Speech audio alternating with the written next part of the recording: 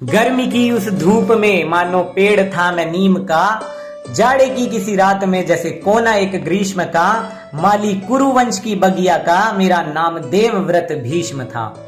धर्म था अटल मेरा, सामर्थ्य मिला पिता के ही नाम से, शौर्य को नमन मेरे करते गुरु परशुराम थे, शौर्य को नमन मेरे करते गुरु परशुराम थे। विचलित पिता का जो मन हुआ तो मैं अप्रसन्न हुआ, फिर शपथ ली गंगा मात की उसका साक्षी ये गगन हुआ। मेरी पितृ भक्ति मेरा धर्म मेरा त्याग, कलयुग में तुम जान कभी न पाओगे, जब एक स्त्री के प्यार में बूढ़ा पिता घर से भगाओगे। अखंड था वचन मेरा और चरित्र मेरा सूर्य सा, पिता की खुशी के लिए लिया वचन ब्रह्मचर्य का। धर्म सूर्य प्रेम चंद्र ऐसा मैंने जाना था, एक वचन में बंधकर मैंने बस असली कर्म ना पहचाना था। एक वचन में बंधकर मैंने बस असली कर्म ना पहचाना था। बस दुख और पीड़ाओं का ग्रास मैं बना रहा, प्रतिज्ञा से बंधकर अधर्म का दास मैं बना रहा।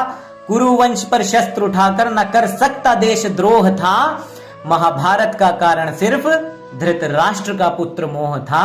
महाभारत का कारण सिर्फ धृतराष्ट्र का पुत्र मोह था।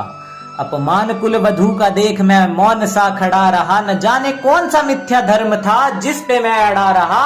अरे पांचाली का अपमान तुम्हें ये सिखाएगा, नारी का होगा जो अपमान तो धरा पर विध्वंस हो जाएगा।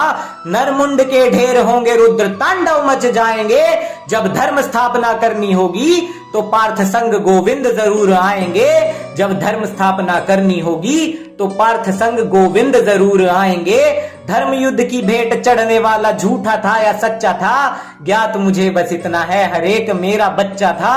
पांडव हो या कौरव हर मौत पे मैं रोया था, शूल शैया सिर्फ प्रत्यक्ष थी, अपनों के शवों पर मैं सोया था, अपनों के शवों पर मैं सोया था।